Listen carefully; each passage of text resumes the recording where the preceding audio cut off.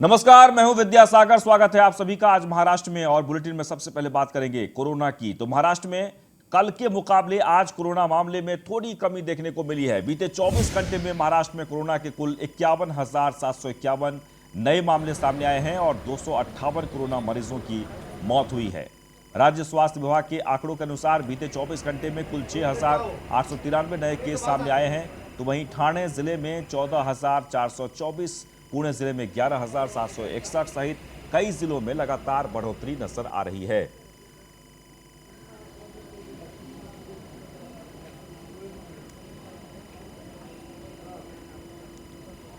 तो आपको बता दें कि महाराष्ट्र में सबसे ज्यादा कोरोना की लहर देखने को मिल रही है, लेकिन धीरे धीरे कंट्रोल भी हो रहा है। 24 घंटे में 6,000 मामले सामने आए हैं।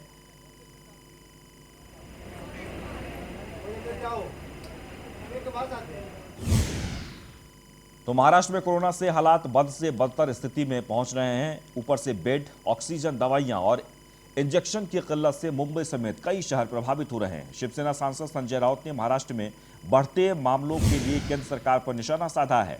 राउत ने कहा कि यदि महाराष्ट्र और अन्य दो राज्य विफल रहे हैं तो पहली विफलता केंद्र की है, क्योंकि देश प्रधानमंत्री नरेंद्र मोदी के नेतृत्व में वायरस के खिलाफ युद्ध लड़ रहा है। उन्होंने सवाल किया कि केवल गैर भाजपा शासित राज्यों को ही विफल क्यों बताया जा रहा है। राउत ने भाजपा पर निशाना साधते हुए कहा कि जिन राज्यों में भाजपा के मुख्यमंत्री हैं वहां से कोरोना वायरस गायब हो गया है। केंद्र को महाराष्ट्र में वैक्सीन और रेमडेसिविर उपलब्ध कराना चाहिए। 10 राज्यों महाराष्ट्र, उत्तर प्रदेश, दिल्ली, छत्तीसगढ़, कर्नाटक, केरल, तमिलनाडु, मध्य प्रदेश, गुजरात और राजस्थान ने हर दिन कोरोना मामलों में तेजी से वृद्धि दर्ज की है।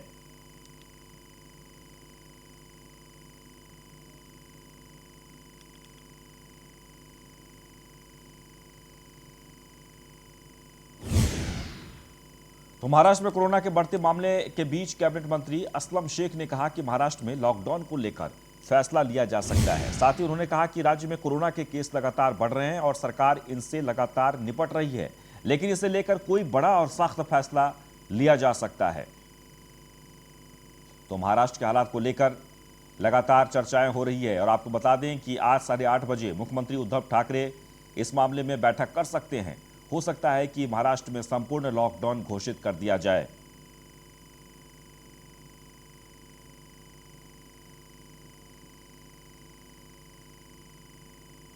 दो हफ्ते से जो है सरकार बहुत सारी बैठकें ली, विरोधी पक्ष के साथ ली, सारे व्यापारियों के साथ ली, सारे जो एसोसिएशन है उनके साथ ली, सारे जो डॉक्टर्स के एक्सपर्टाइज है उनके साथ ली, और ये अलग अलग तरीके से हमने जो है प्रतिबंध इस राज्य में लाने का शुरू किया, मुंबई शहर में लाने का शुरू किया। लेकिन कहीं भी ये चेन जो है टूटते दिखाई नहीं दे रही है और लोगों की जो है संख्या पेशेंट्स की बढ़ते जा रही है। तो कहीं ना कहीं ये चेन टूटना बहुत ज़रूरी है। इसलिए सरकार जो है अब ये कुछ ही घंटों में मैं कह सकता हूँ कि एक कड़क जो है ब्रेक द चेन करके कुछ नई कड़क एसओपी लाएगी, जिससे जो है महाराष्ट्र और मुंबई में लोगों को उसका पालन करना। ठाणे में बीते सोमवार को ग्लोबल हॉस्पिटल में दाखिल एक कोरोना संक्रमित मरीज का शव कचरे के एक प्लास्टिक बैग में पाया गया है। 4 शवों को जवाहर बाग के शमशान भूमि में लाया गया था। उनमें से एक शव को कचरे के प्लास्टिक बैग में बांधा गया था। बता दें कि दिन पर दिन कोरोना संक्रमित मरीजों की संख्या के साथ साथ मृतकों की संख्या में भी बढ़ोतरी हो रही है। जवाहर बाग शमशान भूमि में 2 दिन पहले 35 से अधिक शवों का अंतिम संस्कार किया गया। प्रशासन ने इस घटना पर जवाब देते हुए कहा कि 3 घंटे इंतजार करने के बाद भी पीपीई किट न मिलने पर शव को प्लास्टिक बैग में बांधा गया। पहले ही कोरोना का कहर, उसमें स्वास्थ्य सुविधाओं की कमी, ऐसे में कोरोना संक्रमित मरीजों की परेशानियां मृत्यु के बाद भी खत्म नहीं हो रही। इसलिए कोरोना नियमों का सख्ती से सभी ने पालन करना चाहिए। यही सबक इस घटना के बाद मिलता है। अजय कल्याण, न्यूज़ 1 इंडिया, ठाणे। वह मुंबई में वीकेंड लॉकडाउन के खत्म होते ही लोगों ने एक बार फिर से सड़कों पर उतरकर खरीदारी के लिए भीड़ करना शुरू कर दिया है। 2 दिन लॉकडाउन का समर्थन करने के बाद मुंबई वासियों ने फिर सड़कों पर भीड़ जुटाना शुरू कर दिया है। ऐसी हालत में अगर सरकार कोई बड़ा फैसला नहीं लिया तो हालात भयावह हो सकती है। सरकार लॉकडाउन के बारे में विचार जरूर कर रही है, ऐसी उम्मीद भी की जा रही है कि जल्द ही सरकार लॉकडाउन की घोषणा भी कर सकती है। इसलिए लॉकडाउन के हालात से बचने के लिए लोगों को कोरोना गाइडलाइंस का सख्ती के साथ पालन करना होगा।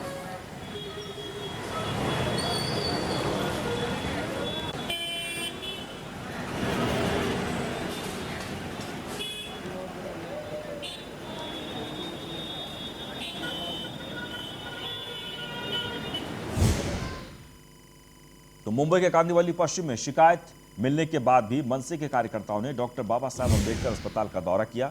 अस्पताल में बेड खाली पड़े मिले।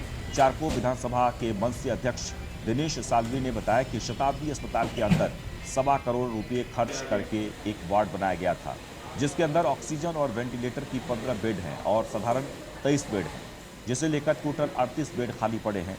इसके बाद भी शताब्दी हॉस्पिटल में एक बोर्ड लगाया गया है कि हॉस्पिटल में बेड फुल है। मनसे ने शताब्दी हॉस्पिटल के डीन को एक खत देकर 10 दिन का समय दिया है। अगर 10 दिन में वार्ड चालू नहीं हुआ तो मनसे ने अपने स्टाइल में वार्ड को खोलने की धमकी दी है।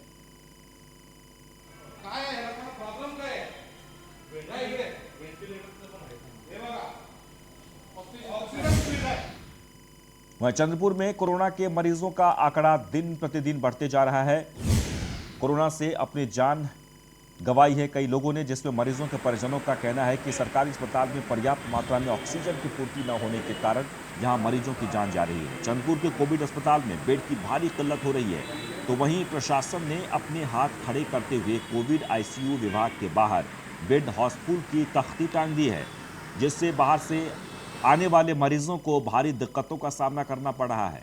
कोरोना का आईसीयू विभाग जहां बाहर के किसी भी व्यक्ति को अंदर प्रवेश नहीं दे रहा है, तो वहीं यहां के कोविड अस्पताल में सभी नियमों की धज्जियां भी उड़ाई जा रही है।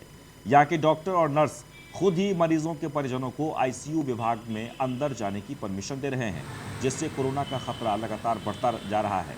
बिना पीपीई किट पहने मरीज के परिजन मरीज के बेड पर बैठे नजर आ रहे हैं।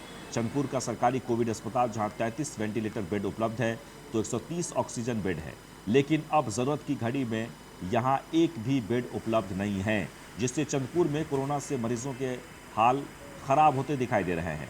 बेड न होने से गरीब तबके के मरीज आखिर अपना इलाज कहां कराएं, ये बहुत बड़ा सवाल खड़ा हो गया है।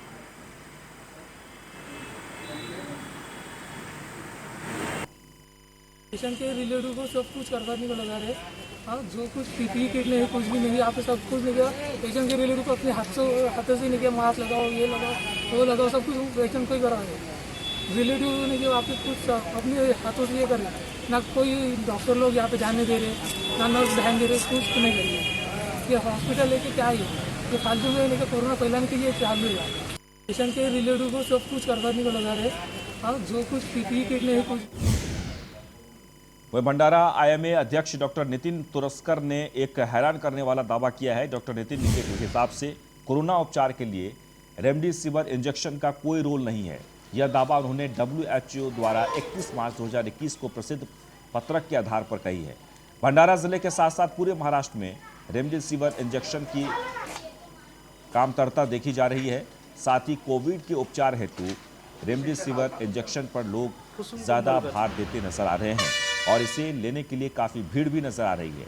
लेकिन भंडारा आईएमए अध्यक्ष नितिन तुरस्कर ने यह दावा किया है कि कोविड-19 के इलाज में रेमडेसिविर का कोई रोल नहीं है। साथ ही उन्होंने लोगों से अपील भी की है कि रेमडेसिविर इंजेक्शन के लिए आग्रह न करें और बेवजह रेमडेसिविर इंजेक्शन के पीछे न पड़ने की सलाह भी दी है।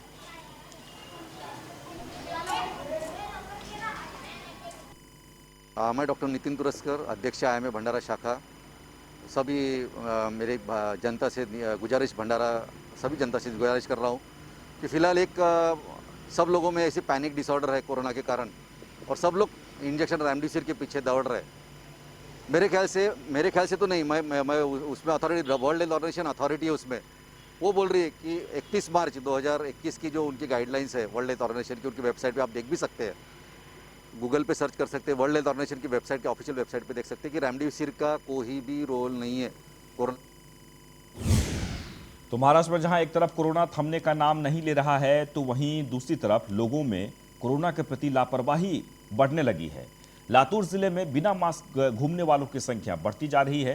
रोजाना कोरोना मरीजों का आंकड़ा बढ़ रहा है। यही कारण है कि राज्य में संपूर्ण लॉकडाउन के अलावा कोई रास्ता नजर नहीं आ रहा है, क्योंकि जब तक सख्त नियम लागू नहीं होते हैं तब तक लोग लापरवाह बने रहेंगे।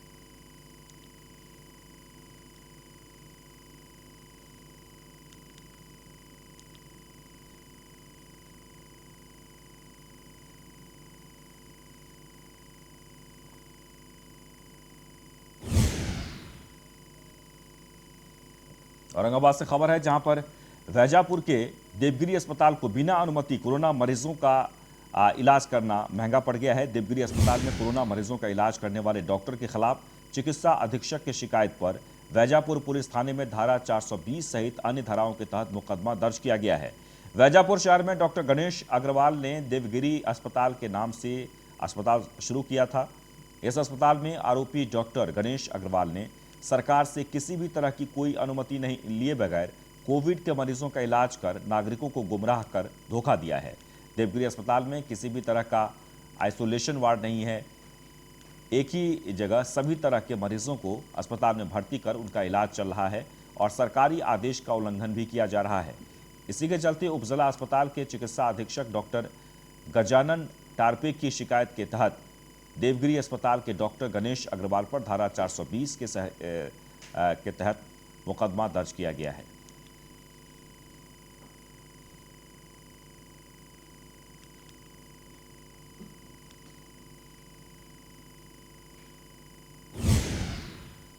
तो राज्य में कोरोना के बढ़ते मामले देखते हुए ये आशंका जताई जा रही है कि राज्य में कभी भी लॉकडाउन लग सकता है और इस कारण व्यापारियों में भी हड़कंप मच गया है। लॉकडाउन को मजदूरी करने वाले लोगों की हालत खराब हो जाती है, यानी कि लॉकडाउन के बाद मजदूरों की हालत सबसे ज़्यादा खराब होती है। इस बात का सरकार को ध्यान रखना चाहिए, ऐसी मांग व्यापारियों ने की है।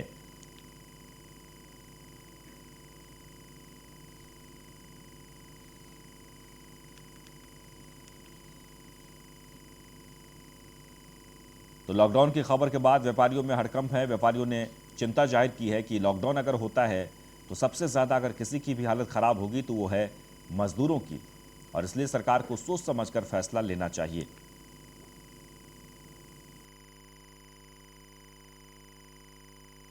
उनको पहले ही सरकार ने राशन पानी की व्यवस्था करना और व्यापारियों को भी जो आज लाइट बिल है, उनकी बैंक का इंटरेस्ट है, उनके कर्मचारियों की तनख्वाह है, उनके साथ साथ छोटे और बड़े व्यापारियों का ही सरकार ने सोचने को होना, उसके बाद ही सरकार ने लॉकडाउन की ओर जाना, ये मेरी इच्छा है। तो मुंबई में लगातार बढ़ते कोरोना वायरस के मामले के चलते लोगों को काफ़ी परेशानियों का सामना करना पड़ रहा है। आईसीयू बेड की कमी होने के कारण लोग अलग अलग अस्पतालों में चक्कर लगा रहे हैं, फिर भी उन्हें बेड नहीं मिल रहा है। ऐसे में लोगों की मदद करने एक मसीहा बनकर सामने आई है संध्या फर्नांडिस, जो ज़रूरतमंदों को बेड की सुविधाएं उपलब्ध करवा रही हैं। आपको बता दें कि अभी तक उन्होंने लगातार 700 लोगों को बेड, प्लाज्मा और ब्लड उपलब्ध करवाया है।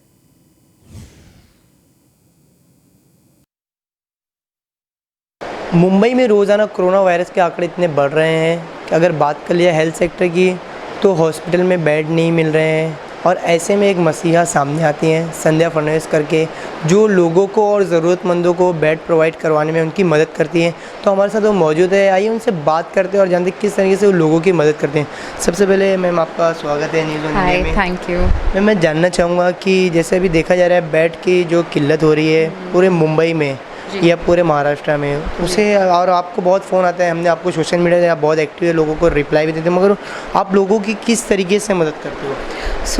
बेड केसेस तो हमें अक्सर आते हैं। आईसीयू वेंटिलेटर का अभी सर्ज है, जब से केसेस बढ़ने लगे हैं तब से लोगों को मदद की ज़रूरत है।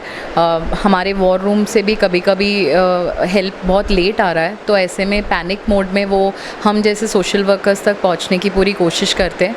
हम भी अथॉरिटीज़ के ही मदद से एस्केलेट करते हुए उनको पूरी तरीके से हेल्प करते हैं। तो लोग आप तक किस तरीके से पहुँच रहे हैं, क्योंकि सिचुएशन इतनी पैनिक हो चुकी है कि लोग मतलब 12 घंटा, 14 घंटा, 16 घंटा दौड़ भाग कर रहे हैं, उनको कहीं बेड नहीं मिल रहे। जी। तो आप तक लोग किस तरीके से पहुंच रहे हैं, आप उनकी मदद कितनी देर में कर देते हैं, कितना वर्क करता है? जब से ये केसेस बढ़ने लगे हैं, अब लगभग दिन में हमें 30 से 35 कॉल्स तो आते ही है, which is ICU vanity cases ज़्यादा होते हैं। ऑक्सीजन बेड केसेस भी है।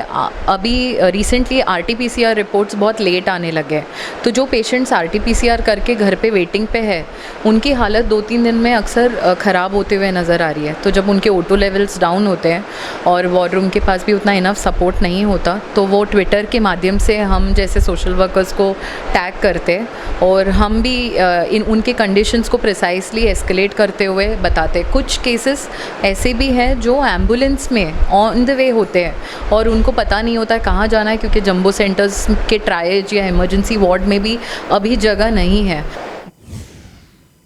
खबर मानखुर्द से, जहां पर महानगर पालिका में राष्ट्रीय उत्तर भारतीय समाज पार्टी ने दावा किया है, 20 सीटों का जीतने का दावा किया है। और आपको बता दें कि महानगर पालिका में राष्ट्रीय उत्तर भारतीय समाज पार्टी ने 20 सीटों पर विजय हासिल की, तो वो यहाँ की काया पलट कर देगी। बीजेपी का खास सबसे महत्वपूर्ण ये कि बिजली का बिल कम करवाने का ये दावा किया गया है। पार्टी के राष्ट्रीय अध्यक्ष विजय कुमार शर्मा ने मानखुर्द के वाल्मीकि नगर इलाके में एक नुक्कड़ सभा के लिए यहां पर पहुंचे थे। इस अवसर पर उन्होंने वार्ड नंबर 134 में महिला अध्यक्ष की जिम्मेदारी यहां की मशहूर समाज सेविका पूनम स्वराज को सौंपी है। विजय शर्मा ने कहा कि इस इलाके में पानी, बिजली, गटर, स्वास्थ्य, शिक्षा और राशन सभी तरह की समस्याएं हैं, जिन्हें दूर करने के लिए उत्तर भारतीय समाज पार्टी पूरे तन मन से कोशिश करेगी।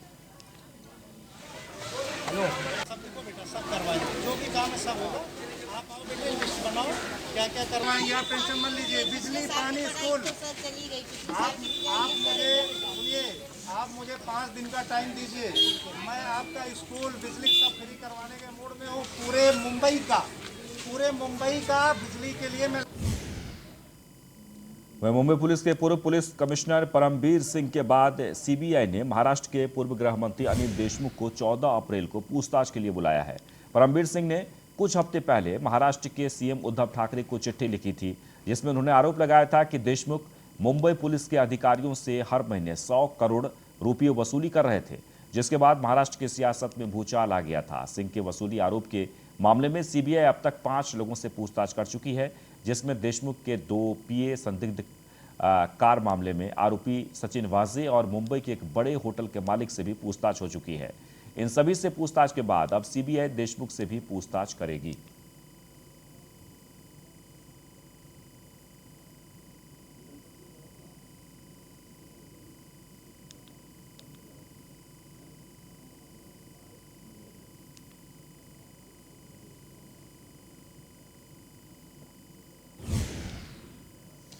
उद्योगपति मुकेश अंबानी के आवास के पास विस्फोटकों की खोज के मामले में गिरफ्तार किए गए API रियाजुद्दीन काजी को मुंबई पुलिस सेवा से निलंबित कर दिया गया है।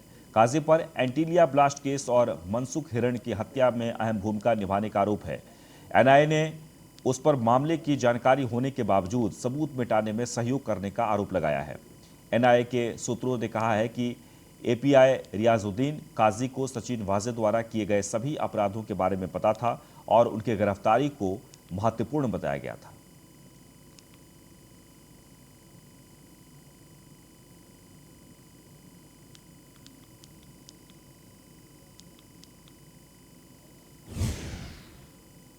गढ़चिरौली जिले के चामोर्शी तहसील में कल रात को आष्ठी पुलिस स्टेशन की नाकाबंदी में एक वाहन चालक ने पुलिसकर्मी को टक्कर मार दी, जिसमें पुलिस कांस्टेबल नायक गजानन ठाकुर गंभीर रूप से जख्मी हो गए। घटना के बाद उन्हें इलाज के लिए अस्पताल में भर्ती कराया गया, जहां उनकी हालत को देखते हुए उन्हें चंद्रपुर रेफर कर दिया गया। तहकीकात में ये पता चला है कि एक क्लीनर वाहन चला रहा था। वाहन का ड्राइवर 17 साल का है और ड्राइवर शिवा हरिबाबू मल्लाड़ी के खिलाफ आष्टी पुलिस स्टेशन में मामला दर्ज किया गया है।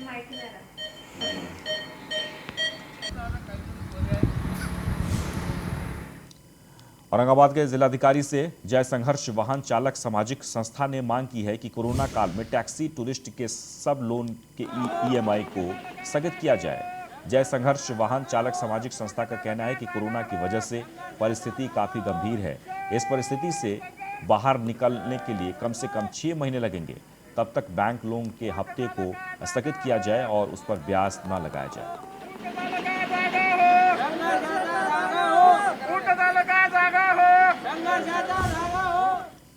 वह महाराष्ट्र के स्वास्थ्य मंत्री राजेश टोपे ने विधिवत गुड़ी पूजन करके गुड़ी पाड़वा उत्सव मनाया। राजेश टोपे ने धर्मपत्नी मनीषा टोपे और बेटी दिशा के साथ ऋषि पार्क के घर पर गुड़ी खड़ी की है और अपने हाथों से गुड़ी की विधिवत पूजन की।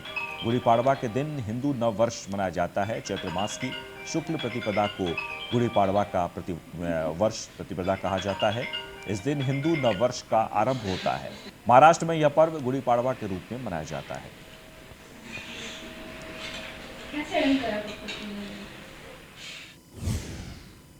और इसी के साथ आज महाराष्ट्र में बस इतना ही, लेकिन आप बने रहें न्यूज़ 1 इंडिया के साथ।